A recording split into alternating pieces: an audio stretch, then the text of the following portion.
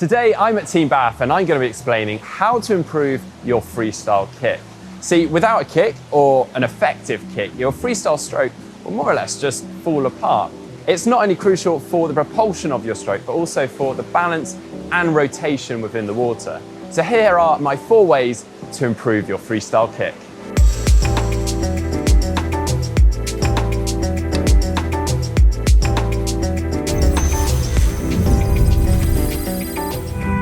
Okay, before we actually delve into the 4 skills, it's worth me doing a very quick explanation of the kick itself.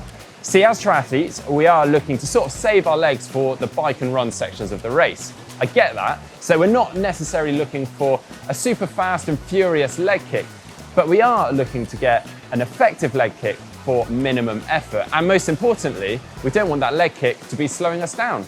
Okay, so the kick should come from our hips with a soft flex through the knee. So imagine with my arm, my shoulder is my hip, my elbow is my knee. So we're going in this motion. And what we don't want is to be kicking just from our knee and therefore keeping the thigh more or less still. And we also want the kick to follow right through to our toes. So we've got a nice flexion through the ankle and then finishing the kick off at our toes. And this is actually an area a lot of people fall short on due to inflexible ankles. And we'll get to that a little bit later on. But for now, let's take a look at our first skill. Okay, so the first one is quite simply kicking with a board. It sounds straightforward, and it is. The idea being we're isolating our legs for the kick and therefore taking away the need to think about our arms, and conveniently, the board keeps us afloat. If kicking with a board is new to you, just grab hold of the top of the board or put your hands through the grips if your board has them. This should allow you to rest your arms and maybe even your elbows on the board.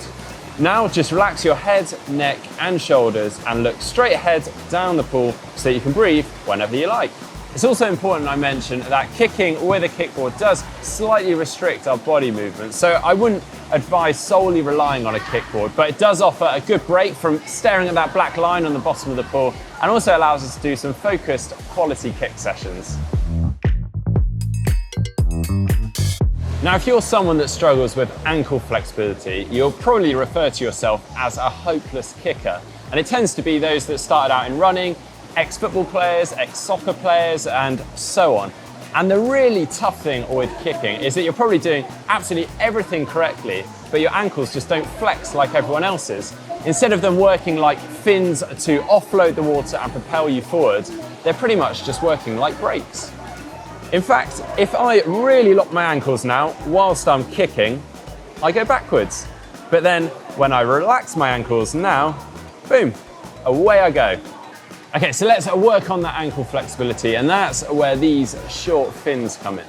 By wearing them whilst you're kicking, it will actually help to stretch your ankles out a little bit, all whilst teaching you the correct movement of kicking and the feeling. Start off by kicking slowly and controlled so that you feel the flexion of the ankle, the fin, and the flick at the end. Begin by doing short reps of roughly 50 meters at a time. If you do have very tight ankles, you should build up the distance gradually to avoid any strains or injuries.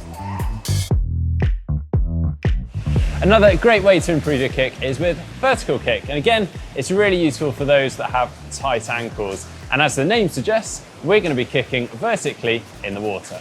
Find yourself some deep water where your feet aren't touching the bottom when you get into a vertical position. Let go of the wall, cross your arms and kick on the spot in a vertical position, pointing your toes and keeping your chin above the surface of the water. Start by doing this for 20 seconds at a time and focus on driving most of your power from your upper legs.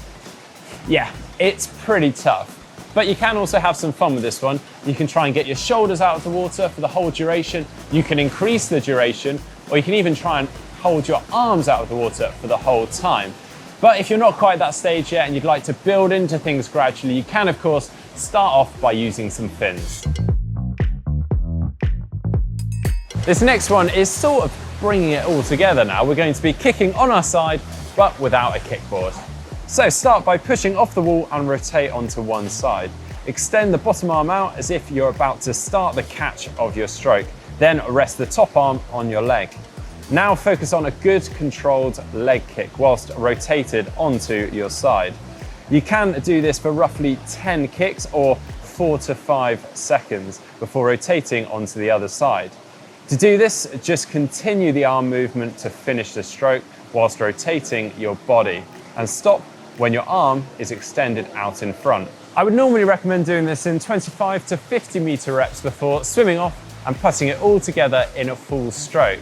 Now, it's this combination of the rotation and the kick that throws most people, and actually the kick helps to balance the body whilst we're doing this rotation. So it's really important we do practice kicking and rotating at the same time to try and improve in that area. And again, there's no harm in starting out by using some fins just to help get you going. Well, there we go. There's just a nice handful of skills to help improve your freestyle kick. And as always, do let us know how you get on in the comments section below.